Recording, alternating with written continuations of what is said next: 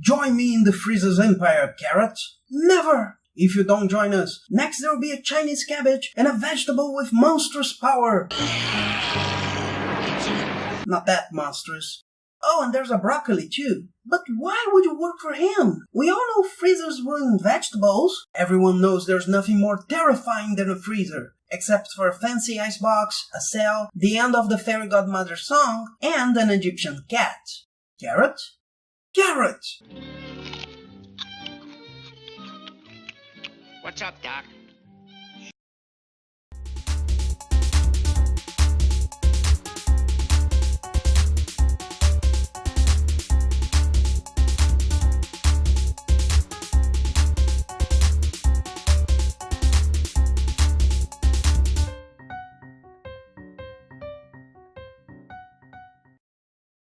Hi beautiful people and welcome to another feeling around the dark room that is my mind. Dragon War from 2000... Stop! You've seen it already. I can't even begin without addressing it. It's Gohan! Spot, uniform, name, these things are different, but it's Gohan in every relevant aspect. He flies, he has an energy aura, even the logo has a dragon even though there isn't a dragon on the comic. No, not even his balls. And as we'll see, it isn't just him that's extremely close to Dragon Ball Z. As I was saying, Dragon War 2001 is a comic book from Mythos Publishing House. The cover doesn't give us much. The main character in a not uninteresting pose. The proportions are a bit lymphatic. I mean, those shoulders look a bit hawkish, don't you think? The powers in the eyes are a bit intrusive. The colors are quite out of tone, and if the rays on the left are passable, but a bit too complex, in my opinion, the ones on the right look more like a mist or a fire or something. His uniform, on the other hand, is much better in color. The orange isn't too glaring, and the details on his bracelets are better in colors. That will be lost on the inside. At the same time, I appreciate trying to use the background to show some aspects of the story. The alien against the hero's back gives out an idea of conflict well, and his colors being less noticeable is good, especially with his yellow eye calling more attention. You can mostly miss it until you see the eye and then be impacted when you notice. Unfortunately, the other faces don't have the same effect. The woman still gives out a little of the opposite, being more distant to the conflict, but it isn't an emotional face or in any way as interesting as the adversary's monstrosity. And the boy isn't just looking for the side with no reason. His eyes are literally pulled out of alignment, as if an invisible black hole pulled them to the corner and the mouth up. On the inside, seen from closer, things look better. The effects don't hide the eyes as much, the one in the left looks more like energy exploding and a mist coming from the explosion, and the bigger details lessen the problems. Not that this would be good enough for a cover. Dragon War starts with our protagonist already fighting and saying he couldn't believe in what happened, then showing us a giant crater, and the villain says that's just part of what he'll do to the hero's clan. That's why he does something, maybe telekinesis or invisible energy attack? It isn't clear. And he goes after the enemy saying he knew when he woke up that something bad was going to happen. Confused about what is happening, reader? No, it's all pretty obvious. Who's the villain, who's the hero, what happened to the city? It's even obvious what's going to happen to the city later.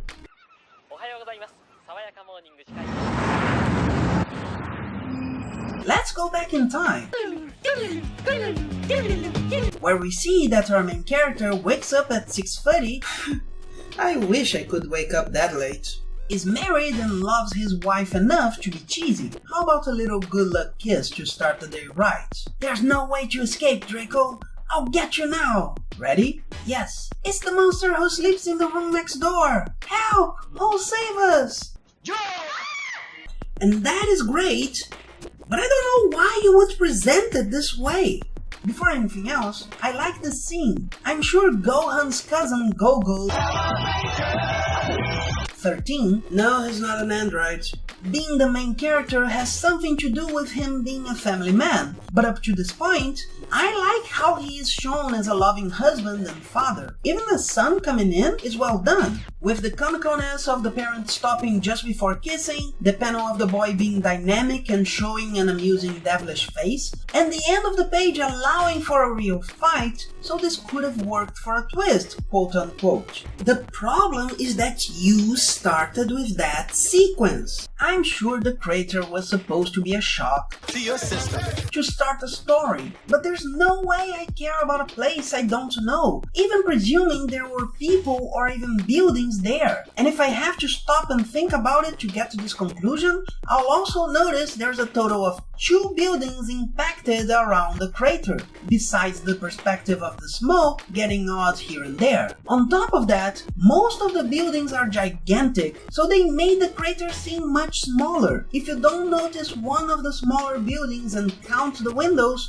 this is easily missed. And the terrible being that destroyed a big block, a park from which everybody might have fled, a pile of burning tires, he's flung after an indecipherable attack by the main character. What's the point of saying he would be powerful if nothing needs to change for him to get owned? The main character's hair doesn't get yellow, he doesn't change form, he isn't even surprised by being able to hit him or by his own power. Also, we should start our stories where they begin. But that's not all. Say that, did I come in a bad time? Tá rolando clima, hein? Manners, boy. Manners? Manners? Okay, maybe the boy isn't talking about sex. Maybe it's just a notion of dating and his son, who mustn't be older than 10, is just a bit of an early bloomer. But why is he winking and maybe blushing? And just because I can't stop to talk about it every time I notice something like this, besides the shrinking faces, the bubbles are a problem. For instance, your mom is in a bad mood is before did I come in a bad time? Which is before manners boy. But you would never know it from the placement. I suppose they're trying to make as much of the drawing visible as possible, which is good, but if it doesn't work, there's no point in trying to innovate. Another thing is that many of the lines are quite dumb. That comes from space? My god! It's a meteor with no signs of radiation. You fell asleep during the briefing, didn't you? It's too much power to do this. Are you saying he should have destroyed more? I never had to face something like that. It's a meteor with no signs of radiation. And that's just this far. And we're still on page 7. Dr. Willie and Roe here ironically look radioactive. They say the meteor is going to fall onto a residential area with the power of over 9,000 and that they've built his biosystem to be as resistant as possible so the heat and the impact won't affect him. Sometimes I forget I was created here in this laboratory. Good thing you forgot. I needed to tell the reader not to tarnish that, Mr. Yoshikawa. That has bothered me a lot. I'm already over it. Don't get me wrong. No, baby. Just because you stopped the story to talk about a problem that doesn't apply to the story? Why would I find that odd? By the way, it seems to me this light is supposed to be an aura in this panel. After 2 spots doing something similar to not use a background, and before others that will do the same, this one has the light a bit spikier, so it's an aura? But I wonder if he suspects anything. I wonder if he knows. Of all the threats, none had a connection with them. Dude. What for? You started the story with a "there's more here than he thought." This is only good to say, reader, you pretty little reader, my love, there's going to be a surprise here if you pay attention here, okay? Look at that birdie. Our main character, by the way, is named Draco. And is a well-known celebrity around town, as if he were some kind of Saiyaman. And then he opens a door with biothermic identification? You lock your door by amount of heat? Okay, let's say you can read a thermal signature by the light of one of those cameras. Maybe just his hand signature to make it easier. Doesn't that mean that anyone can get a video of that camera and get through the door? Fingerprints and irises are like barcodes. They have a huge amount of info. Energy is replaceable as fuck. fuck, or we couldn't have electronics. And if you're thinking the key must be the biological part, why have the absurdly easy to replicate part? And that's all to protect a room with a phone? Why?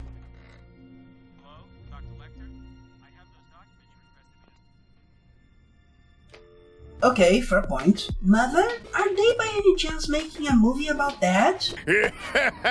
Still unsure, Draco calls his wife to speak discouragedly that he still doesn't feel okay about this mission. He goes to the place, people at the lab talk about using the operation for publicity just to fill time while we wait for the meteor, and we see Dr. Willy's head could be a planet. Look, up in the sky! It's a bird! It's Draco! Okay, sorry. And don't be surprised if War Greymon helps out. But we've just detected life in the target. They kept their promise. And now, a moment of silence for the brain cells that died trying to understand why this was a secret. Really? Why? Through all Draco's training, he could have had in mind that there was a challenge coming, that he could have bigger powers, etc. This kind of lie just restricts his development. And it might seem like I'm looking for things to complain, probably because I am. This comic is boring as hell. It's a ruined surprise followed by nothing's happening to people not really shown to be interesting. The only thing well done is ignored most of the time. Draco is thrown against the ground in a pretty weird perspective with a crunchy chocolate sound. The Frieza feet are shown, and then we have the face from close. Biokara, I can't believe these human vermins originate from us. Really? Okay. This might be one of the worst mistakes any author can make in their story's history. Sometimes someone takes a somewhat mysterious era in human history and say, hey, there was this thing here too. This can be kind of forced sometimes, but it can be well done. But the origin of humanity? You know you're messing with everything that comes afterwards, right? Even if you say it was accidental, which this allows for, you are implying human life isn't natural, might not exist without these aliens and all that. This doesn't seem important. This seems desperate. As if you didn't feel your story is good enough and... Yep. And if the conceptual despair isn't enough, the TV guys start saying Draco is dead. Even to the people who are there, it takes 2 more panels to think that, and they are seeing the monster on his feet saying that Draco died. The TV host must have the attention of a newborn. No, I didn't stop existing just because you couldn't see me. I'm here, I still exist. And sometimes I'll want you to steal third, and I'll go like this. While the monster keeps bragging, probably buying time while thinking, what should I do now? Draco shows up kinda Spawn-like, because now the eyes don't shoot out electricity, but some kind of freon gas, and makes him blast off again, following like Iron Man for some reason. The monster simply says he has the right to attack, that he can end these vermins now, and Draco decides to earn his more Vegeta-esque hair and says it's a bluff, because no one could have that much power. This is so stupid! First, what I think you mean is, if I want, I can end all these vermins at once. I suppose now can mean without difficulty, but it sounds more like quickly. Either way, it doesn't mean all. Second, if you're talking about ending them all, that should mean something like Frieza's attack in Nameco. Maybe it's hyperbolic and he means the whole city, but anyways, the huge attack ended up being less Nappa and more... Too bad it's Sunday, those buildings would have been filled up tomorrow. And Draco, we lost contact in First Impact, sir. Fucking yeah! When an angel destroys a whole continent, it's like thousands of penguins screamed of horror and were no longer detected. And back to the present. Kakarot, Kerouar, takes a hit and grabs the enemy by the horns. I wanna see you escape now. You have to cut your own head off for that. Okay, this could have been that Yusuke maneuver to make sure he can hit the target. But not only he had already hit the enemy, We're going to see in a bit that this is an armor. He could have gotten rid of the horn and that would be a detail. Draco throws them against the subway with crunchy chocolate sound again, but the fight is interrupted by a train. While the villain gets out of the way like anyone that can fly would, and some who couldn't fly yet as well, the son of the dragon decides to shove a sword in the cross and stops the train. And after 3 pages, the superhero interrupted everybody's trip for nothing. Of course, after that they show the subway was actually an urban train, so nothing makes sense. The train is raised until it's 90 degrees off the ground, ready to become a metal dragon, and I doubt the streets would crumble just from the train being raised. Even with kabrunk, kavrunk, and crunk before the whoosh, it doesn't matter how many extra cracks you put there. This doesn't just take too long for the hero just standing there still makes sense. That whole difficulty that everyone in the train should definitely talk about is because the train was moving. So just using the train obviously doesn't work. You're persistent. Doesn't deny being a Kero arc. Do you mean it really had to be a Kero arc? Or are you asking if he's really in the clan? Fool, you insist on living? I'm right here on my feet. What you think? Answer! How many human vermin will I have to kill to convince you that you should already be dead? I'll kill as many as I have to until you're on your knees begging for me to end your life. All this fun at your expense is being most pleasurable to me. You are going to die when I want. With just 30% of my power, I can kill you. Are these moments of stupidity never going to end? 1. Once is with a W. And this is not the only spelling error. 2. You're gonna kill humans to make him want to die. Does this mean you know you can't kill him? And why wouldn't you be attacking humans instead of him? 3. Then you do a 180 and say torturing him is pleasurable. That's another reason to be attacking humans instead of him. And 4. Then you say you can kill him with 30% of your power. Not even Frieza was able to do that, and he at least couldn't know that Goku was going to use less ink. You know who can do it with 30%? Toguro can do it with 30%. You're a brunch with camellia tea trying to look tough while being short-winded. Maybe because of the threat to humanity, maybe for being fed up, Draco decides to be the strongest of the battle nexus, energy comes off his eyes and he attacks through the enemy's abdomen. Fortunately, there's no Dende. Kill me after this. I hate all this beating around the bush. This is your 4th attack. Besides the battle being slower than it should have been, our hero is trying to win without doing anything. Not due to fear, not to avoid victims, not for being a pacifist. Just for no reason. And this is where I have to point out there is a 4-page interview with the comic's drawing artist. It isn't a bad idea. Trying to start a national market, stirring up interest in the artist could be really good. The problem is what you see in it. First, the whole attempt from Mythos boils down to one artist, Daniel HDR. In 1995, he started working for Image, Marvel, and Dark Horse, where he developed the official manga adaptation for the Digimon animated series. And mostly, I have to say I liked his work. The problems in it seem to be more to lack of time, something many artists still have to handle, and the scripts. The script writer here is Ryuichi Kurimoto, whose work, as far as I can tell, is limited to this one comic. According to the interview, Ryuichi developed it really, but really DBZ. Am I the only one annoyed by the smiley being so close to the words? No objections. Kurimoto is a big fan, and I like it too, but you can include more elements to enrich the narrative and story. Oh, but Kurimoto did that too.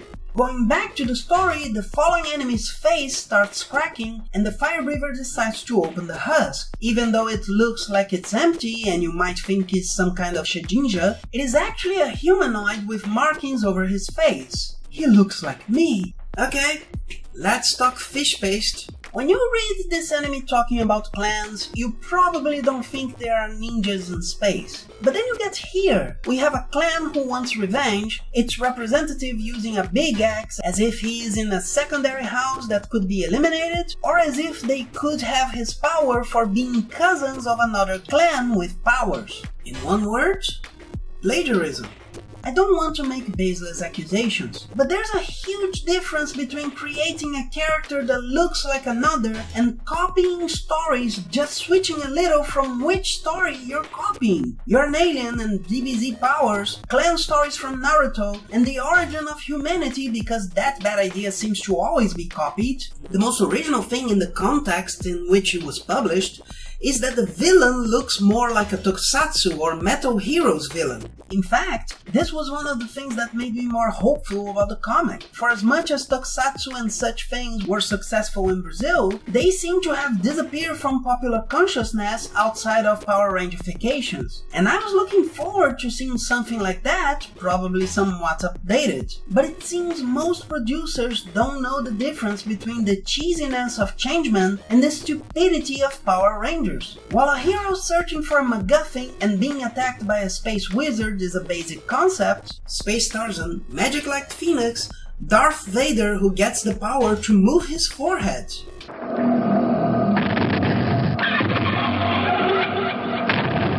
Done earnestly, you can cheer for the hero or against the villain without that causing or stopping the jokes about how cheesy it is. Power Rangers is just images from tokusatsu and pretty people being saved by the bell. Couldn't it at least be Parker Lewis?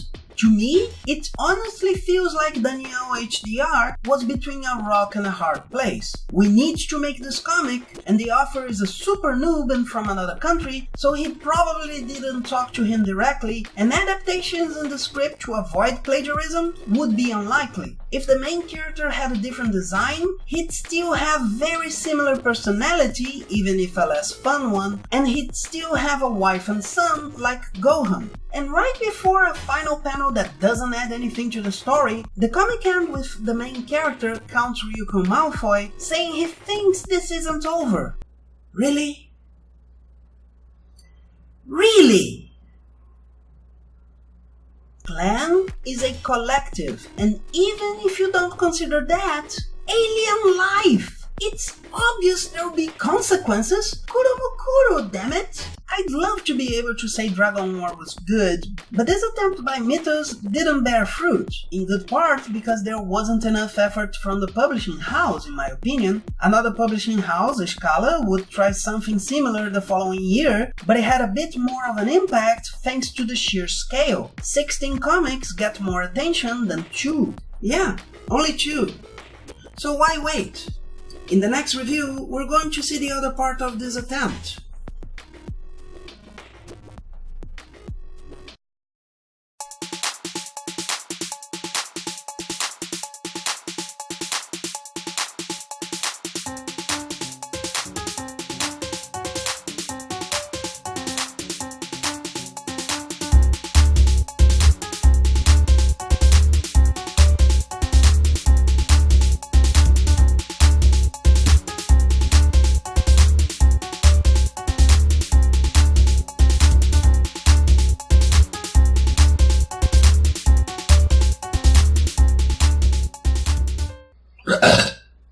Stop, Rita, you pretty little Rita, my love, you going... And it might seem like I'm looking for things to complain. Probably... blah blah blah blah blah.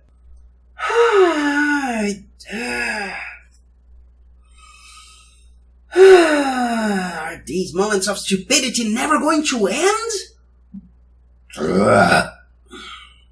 This is your fourth Am I the only one annoyed by the smiley being so close to the words? Space Tarzan, Magic like Phoenix, Darth Vader, why can't I say it?